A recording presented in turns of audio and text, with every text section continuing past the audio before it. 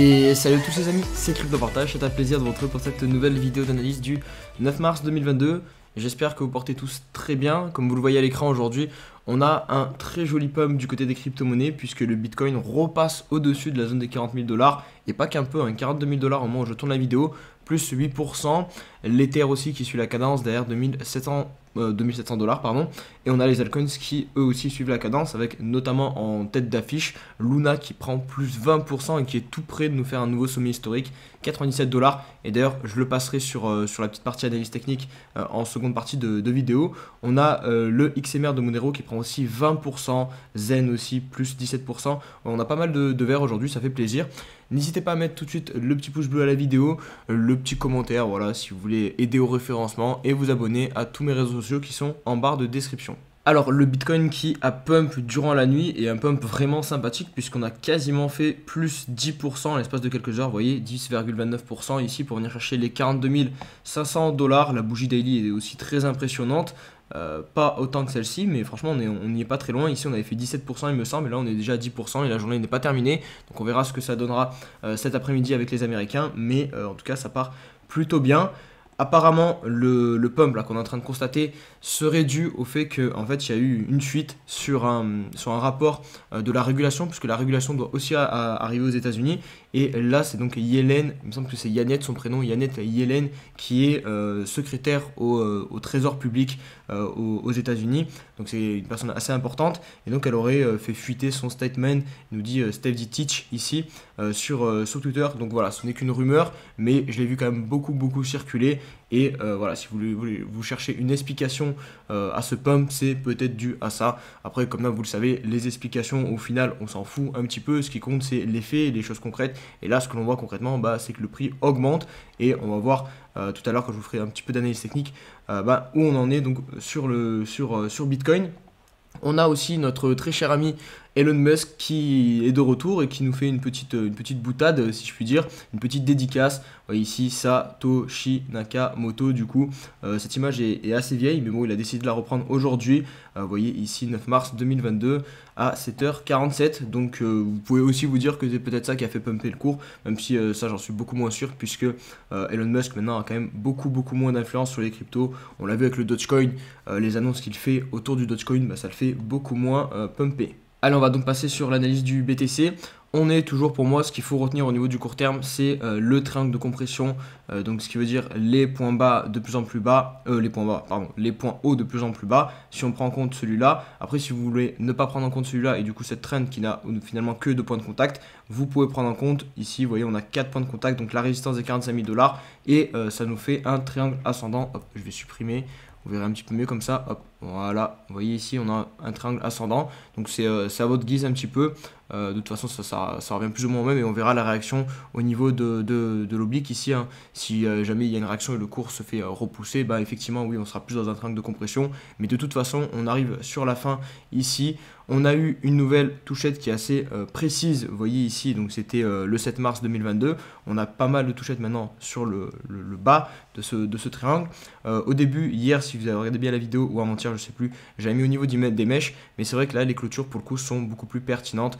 Donc, je me permets de redéplacer donc, cette droite au niveau des clôtures.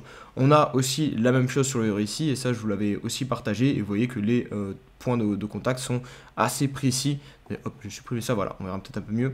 Donc voilà, on voit que les points de contact sont assez précis, donc maintenant il faut attendre la sortie de ce range. Donc c'est soit un range, soit un triangle de compression, mais globalement voilà, c'est tant qu'on n'a pas de clôture au-dessus des 45 000 $, on ne convient pas casser les derniers points bas, donc soit à 35 000 $ ou soit à 33 000 $ carrément, et la direction au niveau du moyen terme sur le Bitcoin, on ne la connaît pas. Là, on voit que le W, je vous l'avais dit aussi lundi, est potentiellement en train de se reformer. Hein. C'est pas parce qu'on a fait cette mèche que forcément c'est terminé, c'est pas bon signe. Mais vous le voyez, là, on est en train de réussir à remplir la mèche, à revenir la travailler. Donc, on a encore la potentialité de venir valider ce magnifique W en weekly qui nous permettrait, je l'espère, d'avoir un beau moment de répit sur nos crypto-monnaies et sur le Bitcoin. Là, je vous montre rapidement la situation sur le 4 heures. Donc, on a eu cette fameuse zone. Hop, attendez, voilà, on a eu donc cette fameuse zone des 40 000 $, je l'ai dit ici, c'était dégueulasse, mais finalement, on n'est pas descendu bien bas, on a trouvé du support tout simplement dans la zone attendez, c'est le mauvais Fibo. Hop, on va prendre le bon Fibo. Hop, hop, voilà.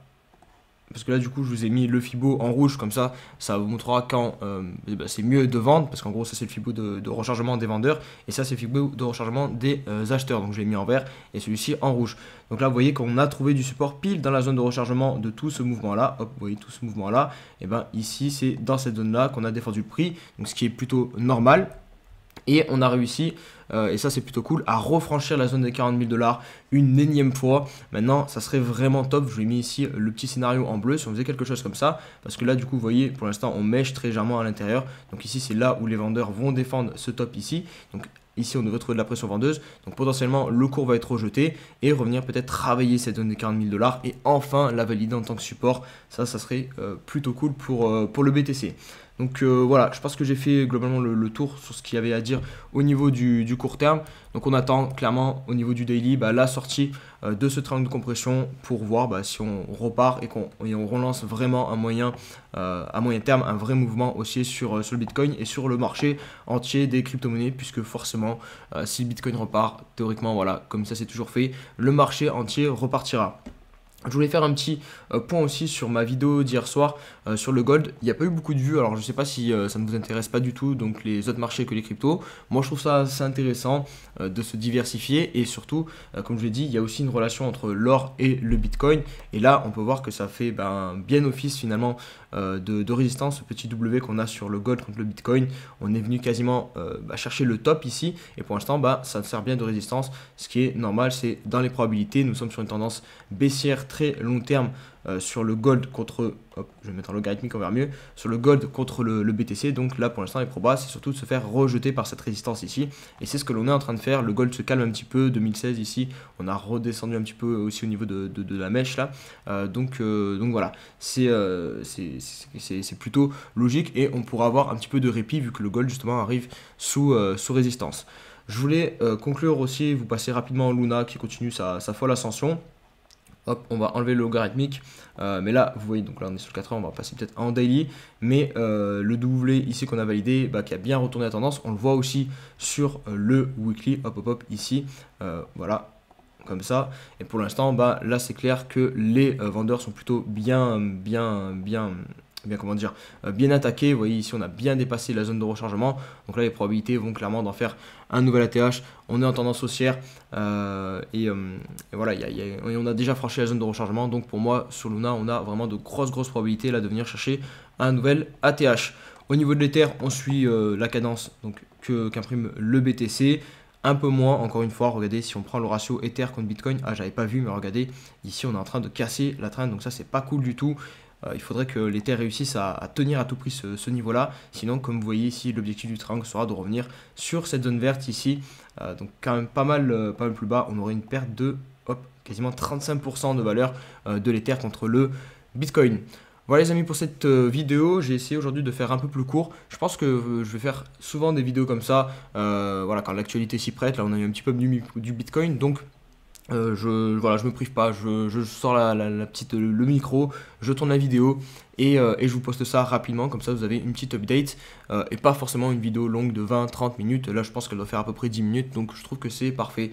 N'hésitez pas, si ça vous a plu, à mettre le petit pouce bleu et me rejoindre sur tous les réseaux sociaux qui sont en barre de description. Pour ceux qui me suivent sur Twitch, ce soir il n'y aura pas de live habituel avec Tonton du mercredi soir. Je ne suis pas disponible, donc voilà, ça sera reporté. Je vous tiendrai au courant sur mes réseaux sociaux. Donc on se retrouve très bientôt, très probablement à demain pour une nouvelle vidéo. Allez, ciao ciao.